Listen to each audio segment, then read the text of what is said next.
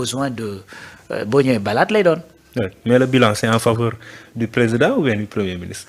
Non, c'est en faveur Parce du... que si on parle de Pastef, c'est Ousmane Sonko. Oui. Donc est-ce que ça va être un gros coup pour attirer attention? Sauf que carrément loolu moo spécial ci régime actuel bi. mooy que ne tey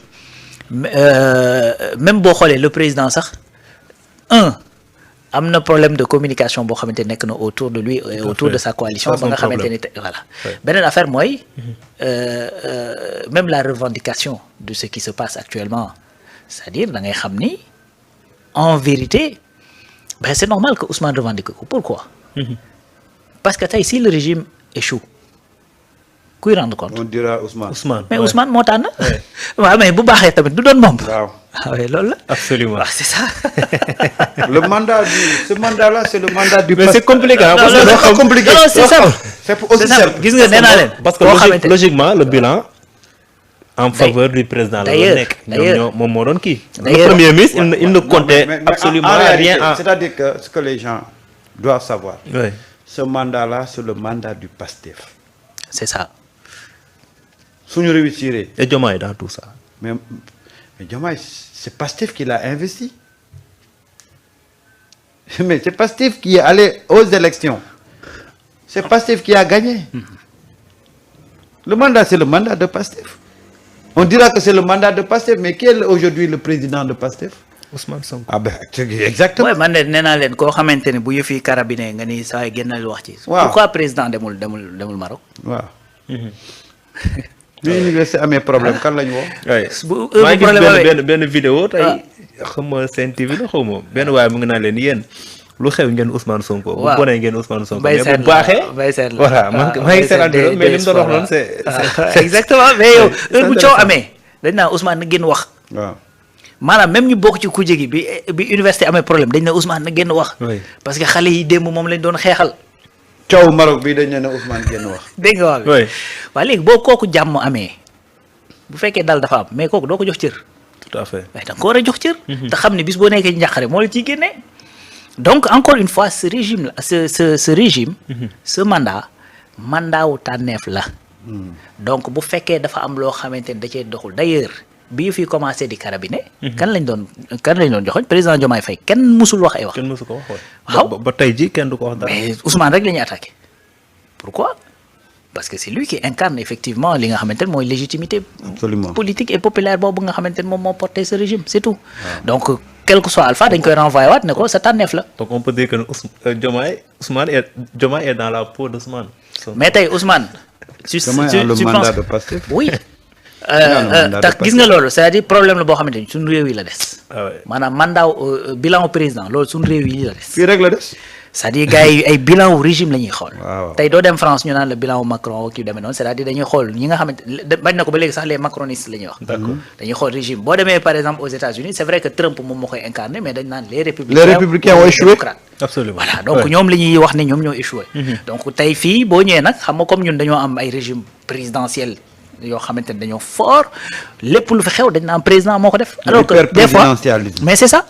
alors que des fois xëy na y a des projets yu nga xamante ni maanaam président bu koy yëg mooy que ni ba muy nekk ci cappaataw ga des fois loolu dafay am. tey par exemple tey xoolal. tout à fait.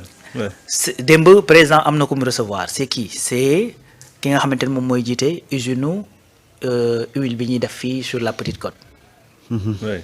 en partenariat mu nekk benn filiale Sénégal India. mais depuis 2024. Serigne Gueye Diop moo koy piloté bañ na ko ba le DG bi muy wax dafa ne ñi ngi remercier président bi mu ñu accordé rek pour ñëw inaugurer. kon mais après c'est toute une équipe. c'est toute une équipe c'est tout un régime moom mooy nekk di liggéey ensemble. d'ailleurs quand le régime tombe. après da ngay gis ña ca bokkoon buñ leen dénkee ñenn ñi dañ ci am jafe-jafe lu tax parce que dañ leen di imputer bilan bi fi jóge donc loolu la maintenant particularité bi régime bi am. mooy que ni. voilà un président de la République boo xamante ni c'est le président légalement élu moom moo am la légitimité légale constitutionnelle mais qui est moins fort que son premier ministre nga xamante ni moo nekk kilifaam ci biir parti bi ba pare nekk effectivement l'homme politique le plus puissant de ce pays loolu mooy particularité bi am boole ci ne voté leen ma diw man su ma ñëwee ne ànd leen ak Maxtaar ku baax la d'ailleurs des fois nga dégg Sénégalais bu ne lii moo tax ma bañ boole nit ak nit parce que boo booleeg nit ak nit lu ko naqade am ci mais yow tu te sens responsable. Absolument. Non voilà. Et puis ça gis nga il faut pas qu'on soit contradictoire. C'est compliqué. Oui. Quand Wade a fini son mandat lan la ñuy wax Wade bëggoon amoon na yéene bu rëy ci Sénégal waaye gouvernement yam ñoo liggéeyul. Ouais. Hein? Entourage. Abdou Diouf c'était la même chose. On est allé jusqu'à dire que Tanor moo liggéeyul. dem si yàlla na ko yàlla yërëm. Amiin. Macky Sall on a essayé un peu de le dédouaner di pointer ñoom Amadou Ba. Donc aujourd'hui le bilan du président Diomaye c'est le bilan de Pastef, c'est le bilan de Ousmane Sonko. C'est vrai. tey bu échoué ñu ne Ousmane Sonko ak Pastef ñoo échoué tey bu réussir nag dañuy wax ne Ousmane Sonko moo réussir ak kii parce que autre chose mooy Diomaye ak li muy créer coalition am yëpp. Oui. Diomaye génnagul Pastef de. waaw génnagul Pastef. ba tey waxagu ci. waaye ma ne gis nga bilan bi mënoo ci génne Ousmane Sonko génne ci Pastef. Oui. Et puis parce que nag le président il donne des instructions. Oui. C'est le gouvernement qui exécute. Oui. booy dafa am loo xam ne ah. dafa am loo xam ne amul wiiri. dañ koy wax mu leer. nañ ko wax mu leer li fi nekk di dox ci dëkk bi Ousmane na koy doxal. Ouais. ak gouvernement yam. En réalité c'est ça.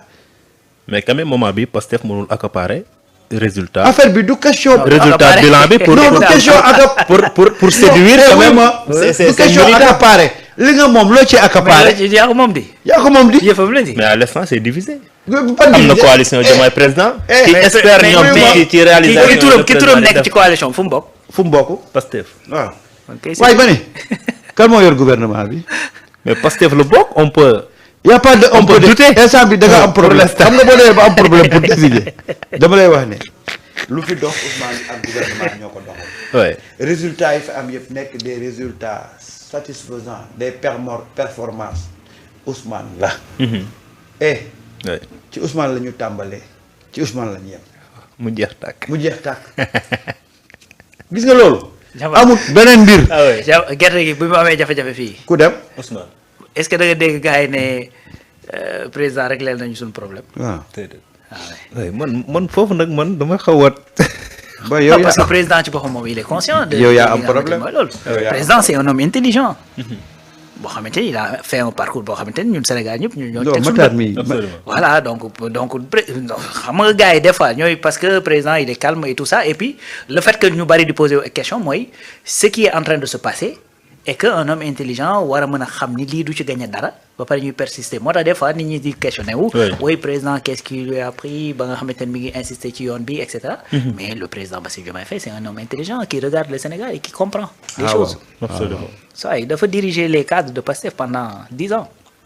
donc xam na ce qui se passe dans ce pays Ouais, je xam na li nga comprends. xamante ni mooy politique xam na bu baax yëf yi nu mu demee il est conscient de ses forces et de ses faiblesses loolu moom xam na ko bu baax a baax a baax bien que nag peut-être que bu fekkee dañ ko gëmloo autre chose et cetera mu nekk ci kii xëy na lañ koy gëmloo mooy bu ñu persister mën naa jur résultat comme li ñuy wax xëcc bu daggul dikk. bu daggul dëkk. waaw mais loolu aussi tamit des fois xëcc bi mën naa dagg dikkee noo xamante ni sawaay tamit mooy loolu parce que bu dee élastique la moom bu yegsee fit la lay def de. absolument. waaw. gaañ de. da ngay te gaañ. gars yi te waa ji dafa am carton. waaw loolu donc quoi. mais donc bon. am na solo donc dañuy jàll.